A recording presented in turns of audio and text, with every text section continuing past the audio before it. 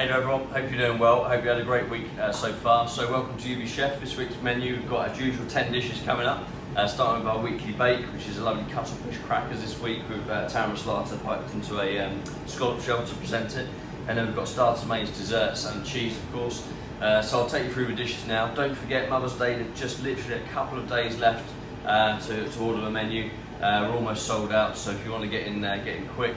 And then there's plenty more menus on the website as well going forward. So lots of spring ingredients happening now. We've got wild garlic, we've got sea herbs coming on, loads of vivid colours coming into the menu, which we're all very, very happy about.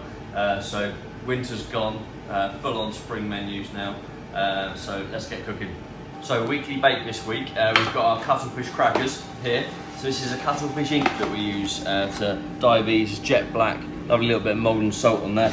What I'm going to do is get some of them onto my tray. And you don't have to do this, but I think they're quite nice when they're served, just warmed up through the oven. So we're just going to put those, a little drizzle of either rapeseed oil or olive oil, and then they're going into the oven. Literally 2 minutes, absolutely fine. So then what we're sending you this week is a little Taramasalata. So Taramasalata is smoked cod roe, and then we blend it up with lemon juice, tiny bit of beetroot powder to get the lovely pink vivid colour going through there, and then rapeseed oil just on the top emulsified, so no bread in here at all. Now you've got a little scallop shell that comes with, just to plate this up. So what you want to do is just slice off the end of the piping bag, make sure you get rid of the little blue bit, and then just hold your scallop shell and then just pipe away. You see, get that all in there, and you see how it's lovely and glossy. That all sits on there like so. And then we'll get our crackers out the oven.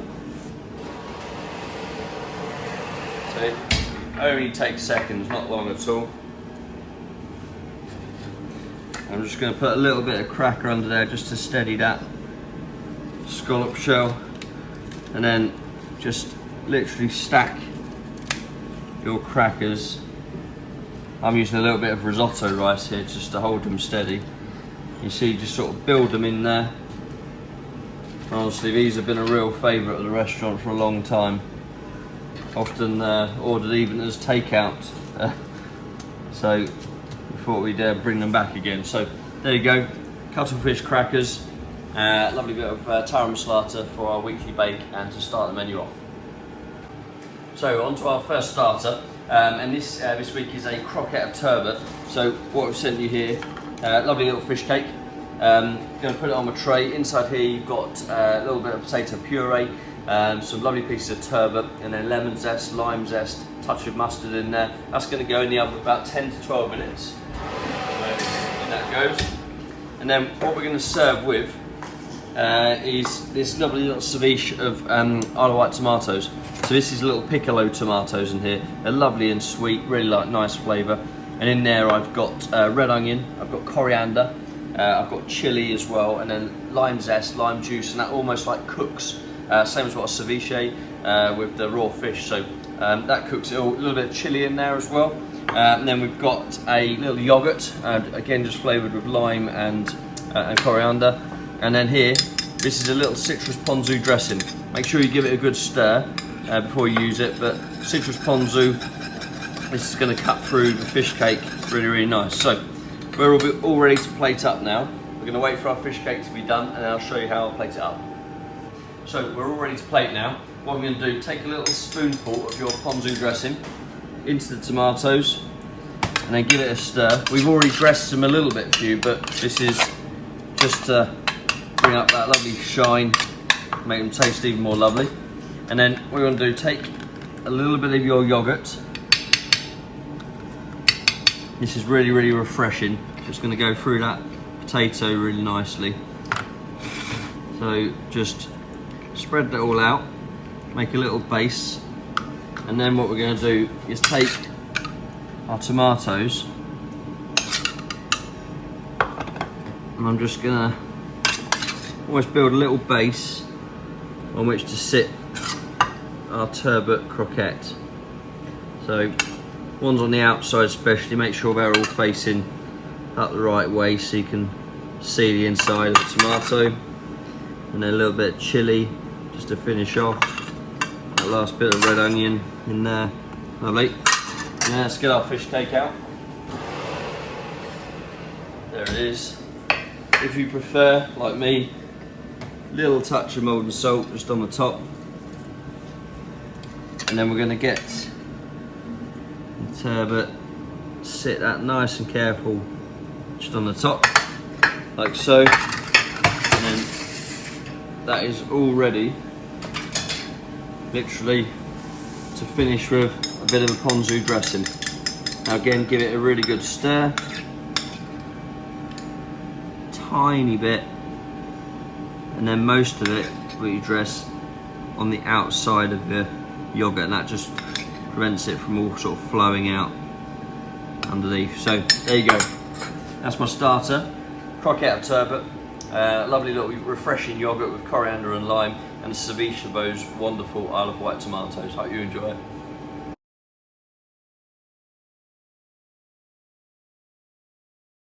Here we go then, next starter. This is our chicken liver parfait. So again, we did this last time, really popular, so we brought it back again. Here, this is the chicken liver parfait in the bottom of the eco tub, and on the top you've got this lovely little mirror, which is a pork jelly, just set very lightly on the top of it. So make sure you bring this out at least 15 minutes before you're going to eat it, because that allows the parfait to warm up, and then it'll be much nicer to eat. So that's all ready to go there. Brioche, this has got a little caramelised shallot brioche. That's going to go in the oven about 4 minutes, doesn't take too long at all. And then in here I've got some little pickled cherries. This is just in a little cherry dressing as well. What I'm going to do, I'm just going to take those out. I'm going to slice each one just in half. Again, don't have to do this, but I sort of want to, as each time I kind of take a little mouthful of the parfait, I want to get a little bit of cherry as well. So take your cherries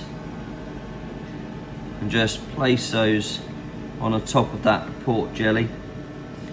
And then after this, we've got some beautiful little nasturtium leaves. So what I'll do now is I'll just move this onto my plate, a little clean down. And then you see you've got these nasturtium leaves here, which we've just put a little cotton pad on the top, cotton pad, sorry, just to keep them lovely and crisp. And I'm just gonna put some of those nasturtium leaves. Now these are really lovely and peppery, so they go fantastic with the chicken liver parfait.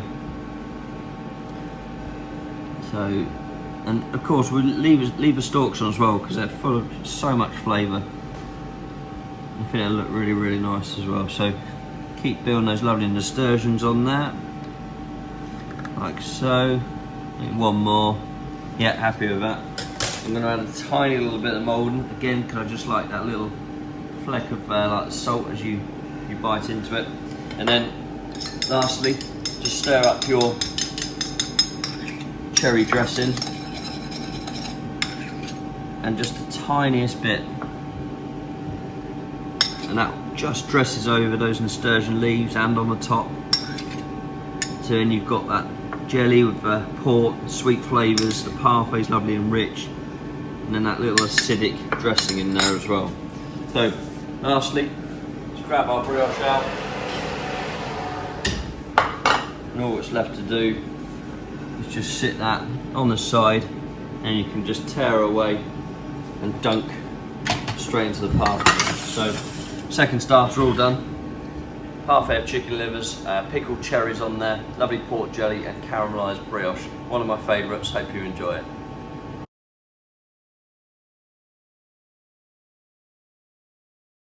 The last of our starters this week, and this is a velouté of potato and roasted garlic. So in here, it's quite a thick velouté on this one, lovely and creamy, lovely and rich. This is going to go on the heat. Again, be really careful when you're heating this up, because the potato has a tendency to stick quite easily. So get a bowl, that's going under the grill, and get that warming up. And then the garnishes of what I'm sent for this, little poached quail's eggs. So in here you see I've just got these quail's eggs, they've been poached literally 30 seconds. Then I've got Parmesan, some lovely aged Parmesan with some grated black truffle on the top, and then wild garlic pesto. One of my favourites now this time of year, foraging the wild garlic. We blanch it and then we just chop it up, blend it up with a little bit of olive oil, Parmesan, pine nuts in there, so really, really lovely. So give a good stir to your velouté. Won't take that long at all. Make sure your bowl's all heating up.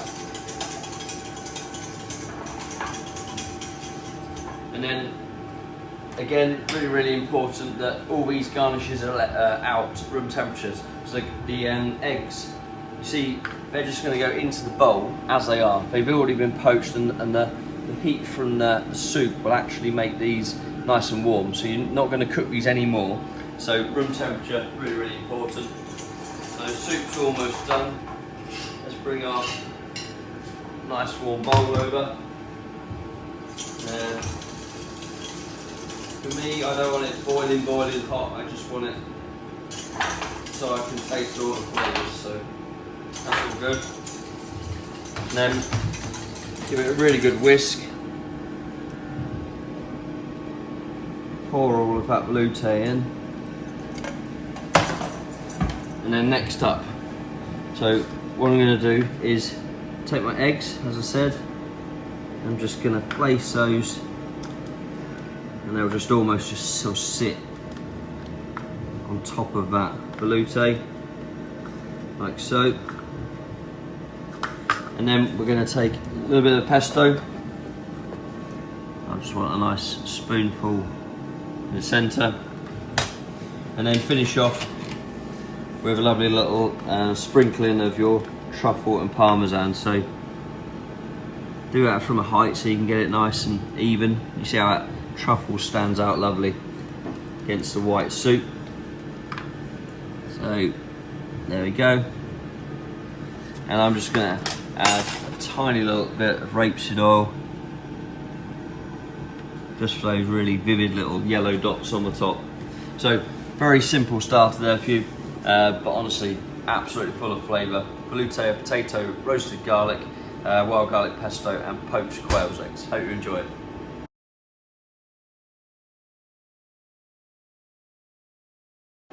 On to my first main course now, and this is a roasted fillet of cod this week. So see that lovely thick piece of cod fillet.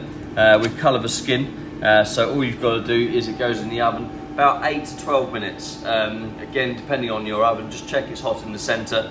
Fish, you absolutely don't want to overcook it. That's going to go in, as well as this braised celery. So we've braised the whole sort of head of celery, peeled it down, and there's a little bit of herb butter. That's going in the oven as well, same time. And then timer's on for that. When we come back, what I'm going to show you is the garnishes. So this is lovage tagliatelle here. So you see we've made bright green pasta. In there it's got the butter, it's got the nutmeg, it's got the seasoning, everything's in there. So I'm going to show you a kind of real simple way of heating this up. I've got a caviar velouté here, so a Veruga caviar velouté, just made of sort of all of the bones from the cod, a little fish stock. And then we've got celery leaf fritter, which is going to go on top of the piece of celery.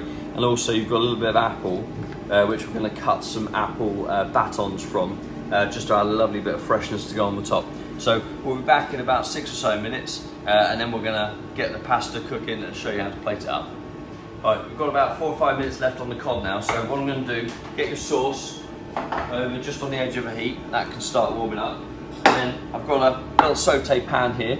Now for every portion of pasta you want to add about a spoonful of water, and then it's got, remember it's got the butter in there, nutmeg and the seasoning. So that's all going to go in your pan, and then put that onto your heat.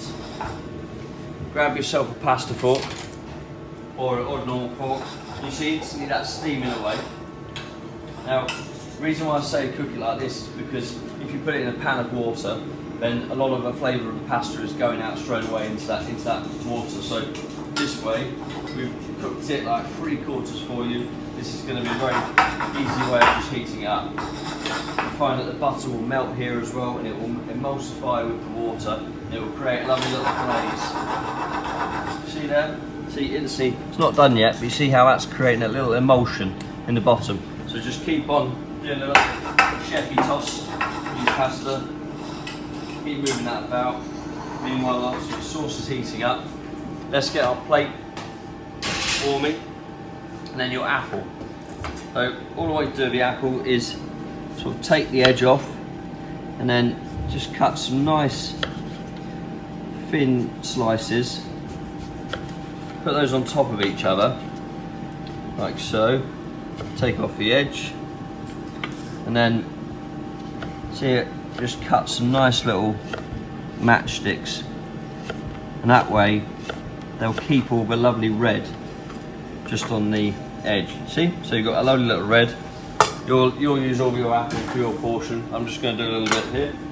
Back to our pasta. That's almost ready. Let's get our plate out. The sauce is just about ready to go as well. So let's bring our pasta over here. Let's get our sauce. And then let's get our fish out. Nice for the fish just to sit there for just a minute or so. So it can rest. Don't want to be serving that absolutely baking hot. So first of all, let's get the pasta. Let's just twirl it up onto the fork, and then just with your fingers, just sort of smooth out any of the rough bits or tangles in the pasta. And you can just turn it on your hand. I'm just gonna slide that off like so. Then let's get our piece of celery next. Just gonna trim my celery just off at the end to get a nice little shape on it. And then let's put a piece of celery on the side. You can almost just fan that top out slightly. Then of course our cod fillet. That sits on there. And let's have a little tidy down before we garnish up with the sauce. So there we go, caviar sauce. And get that all over the top of the tagliatelle. A little bit around. Love those little black dots of that caviar going all through that white sauce. Then we'll get our little pieces of apple. I'm just going to sit these on the top of my pasta. And as I say, lovely little bit of acidity from them. Quite a sort of rich flavours in there. Like so. Position that so it stays on. And then all that's left, take some of those little celery leaves. That's all they are, just deep fried celery leaves. They're absolutely beautiful. Again, big fan of using every part of the vegetable, the animal, whatever it might be. A few more on there, and there we go. So, little wipe on the plate there. And that's my roasted fillet of cod, beautiful lavish tagliatelle, real one of my favourite flavours, braised celery and a caviar sauce. Hope you enjoy it.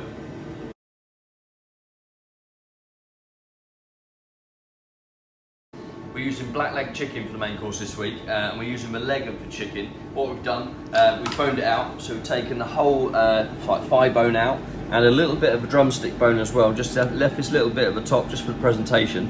And then we kind of lay out flat and we fill it with a chicken mousse, and it's got porcini in there, it's got some lovely smoked pancetta as well. That's going to go in the oven now for about 15 minutes. Not too long, but make sure it's hot in the centre. So that's going in.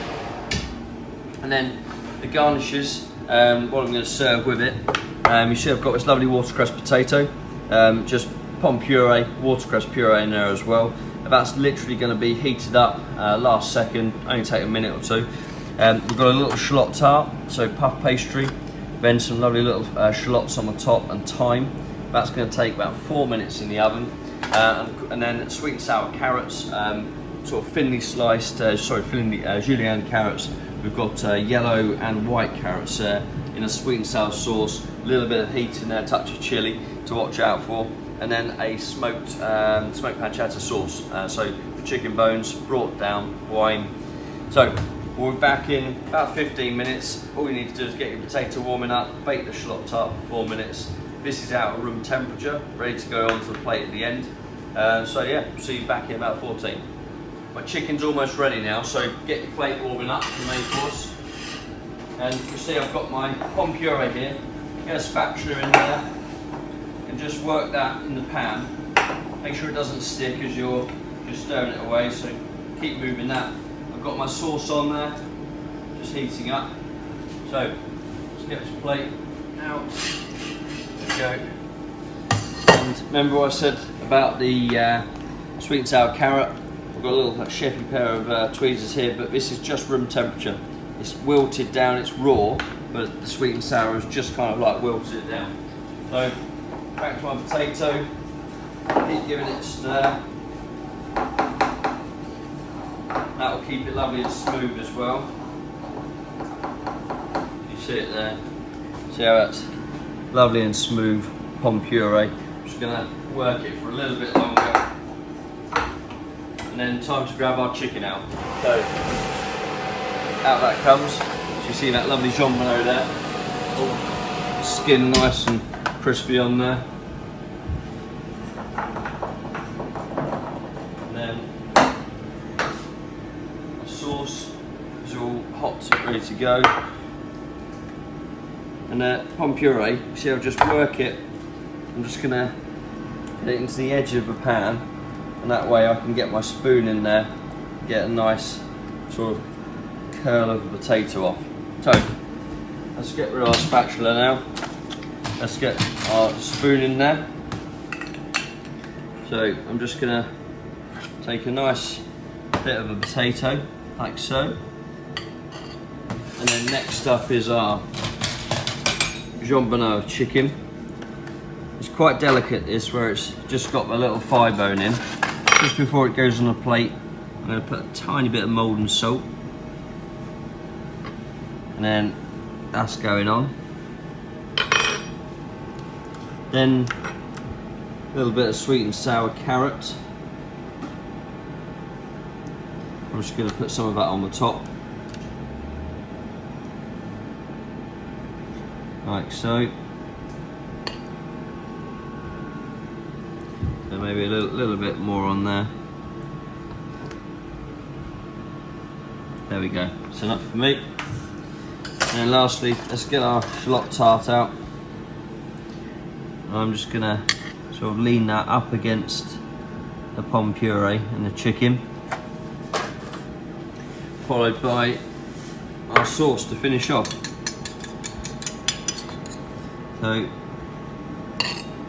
not too much, but just a little bit of that lovely smoked pancetta sauce.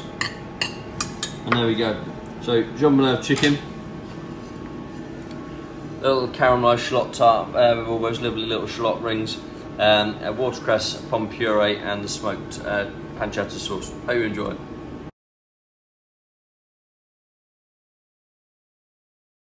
Vegetarian main course to finish off. It's these lovely Roscoff onions. So we've hollowed out the onion, so we've cooked it, hollowed it out, made a lovely little filling in the centre from baked butternut squash. It's got some feta in there, sage, and then we've got this crumb on the top. So this is a sourdough crumb, again flavoured with the sage. They're going to go in the oven for about 16 to 18 minutes. They do take a little bit longer because they're quite sort of, you know, the heat's got to get through there. And then what we're going to serve with it, sauce soubise. So this is an onion sauce here, onion puree with cream. And then I've just got some nice kind of greens really. So I've got some sprout tops. This is just ahead of a sprout top which we've just blanched and coloured off. We've got sprouted broccoli in there. We've got a little cavolo nero, and there's this nice herb butter just on the top. So this is just going to bake in the oven 6 to 8 minutes. The sauce is going to get warmed up and you've got a lovely simple vegetarian main course. So back in about 16 minutes and I'll show you how to put this one together. So plates all warmed up there, ready for our sauce soubise to go on. So I've just heated up, not boiled it, because you don't want to reduce it and then it will all thicken too much and split. So sauce is all ready. Then let's get our vegetables out. So that's our greens there. And there we've got our Roscoff onions. Now Roscoff onions are lovely and sweet. So see then that you've got it all baked. I'm just going to lift them out onto my board so I can make it easier to get them on the plate. Plus some of that crust falls off, especially during transit. So it's good just to give them a nice little clean up. But that's that sage crust on the top of there. And inside, of course, the feta and the squash. So what we'll do to plate, get your sauce-a-bice, a good bit of it, and then just spin the plate, and we're just using that back of a spoon, like so, just to add a nice little base. Okay, then let's get our vegetables going on there. And here I'm making a base for my onions to sit on, so let's get those sprout tops in there, little broccoli, some of that cavolo nero as well. I've also done sort of like a chiffonade of sprouts in here, so you can get a little bit of that sprinkled over. It's nice to have all the different colours of vivid sort of green colours in there. So there we go, a few more. Then last few sprout tops which have been charred for that little bit of smoky flavour, and of course a touch more broccoli. So there we go, happy with that. Then I'm going to get my onions, I'm just going to sit them in between like so. And here you've got a real full flavour main course here. Tiny bit of rapeseed oil just to split out that sauce-a-bice on the outside. And there you go.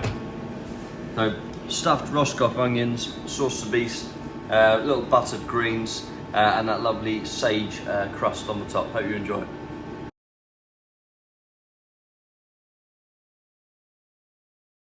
On to desserts now. Coconut panna cotta. Little caramelised pineapple skewer here. So this is just, we've braised the pineapple overnight in like rum and like a muscovado sugar syrup. That's going to go in the oven. You want it for about 6 minutes, but just to really heat the pineapple up. And then what I'm serving it with, I've got this crispy coconut just here. This is just slices which have been very thinly sliced on the slicing machine and then dried out in the oven. Important again, your coconut panna cotta, just sort of bring that up to room temperature, just so it gets that really nice wobble on it. So I'll just sit down on my plate, like so. And then what I've got is, I've got a little syrup with some little golden raisins in there to serve with it. And then I've got some confit lime just here.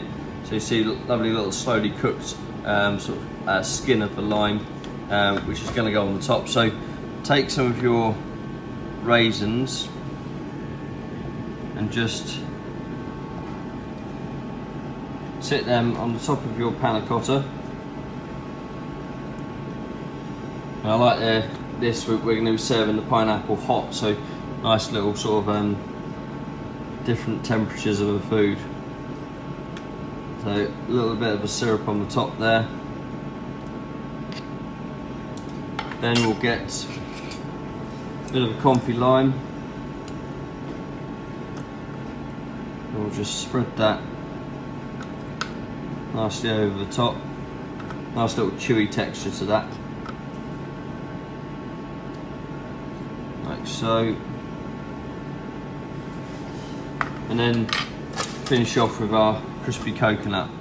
And with this you can sort of like just push it lightly into the actual panna cotta, so you can get some nice height there. And once we finish this, our pineapple skewer should be ready to go. So like that. And we'll have a little clean down. We'll get our pineapple out of the oven. So you can leave it in there for a bit longer if you prefer, but I'm all happy with it. Take a little bit of the glaze as it comes out, just to give it a shine on the top. And all I'm going to do is sit that just on the edge of my panna cotta, like so. There you go. So, first dessert for you, coconut panna cotta, little roasted pineapple skewers, crispy coconut, golden raisins, and that rum syrup on the top.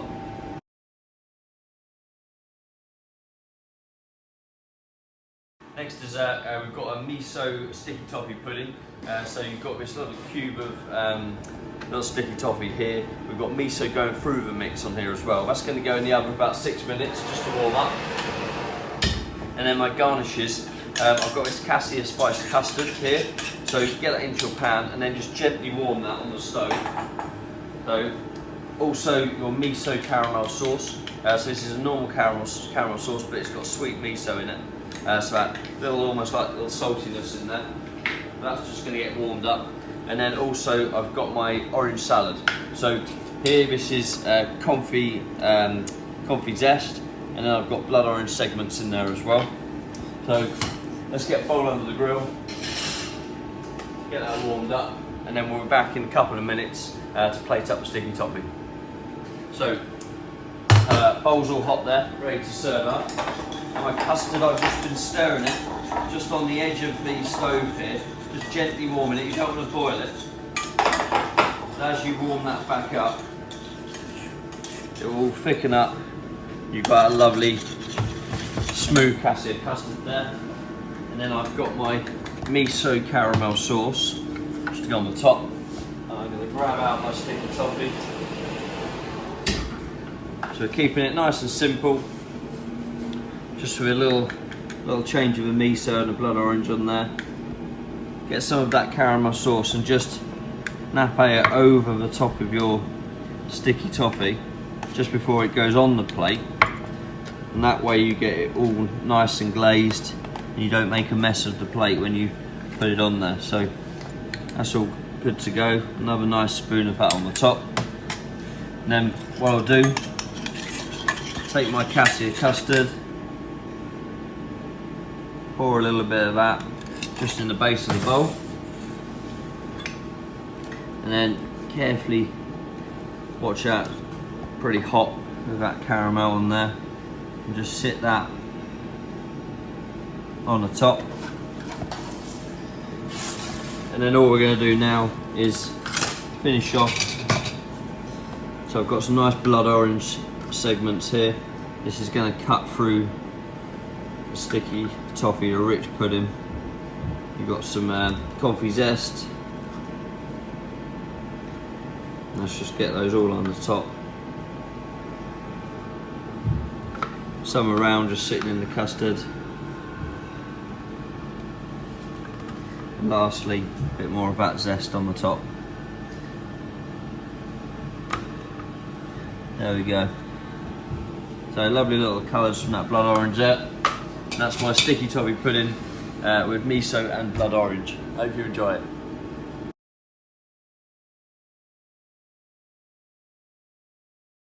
So last up is our cheese course for this week. We've got our UBChef cheese tasting plate. So as usual, I always say make sure you take it out of the fridge at least 15-20 minutes before you're going to use it. But we send it to you with this wax paper just on the top. So just carefully peel that back. And then you've got all your cheeses nicely laid out. And we'll send you the cheese tasting notes, and that will tell you the order in which they go in. So for example, we've got a flour Marie here, which we're going to start off. We've got quince paste here as well, lovely little garnish. I'm going to start just getting them onto my board, so the cheese notes will tell you in which order to place them. So that's just going to go there. Then I've got a cheese called Durus next to all. And this is a German cheese called Old Groendale. Lovely little red skin on there. Montgomery's cheddar, beautiful cheese. And then I'll get my quince just on the end. There we go. Fennel seed crackers. Finish the cheese plate off this week. So this is just rolled through the pasta machine. Lovely little fennel seeds going through there, like so. And also we've sent a little house chutney with you, with the cheese board, so just a little pot to serve a chutney in. And there we go. That's our cheese board for the week. Room temperature, all perfectly matured. Hope you enjoy it.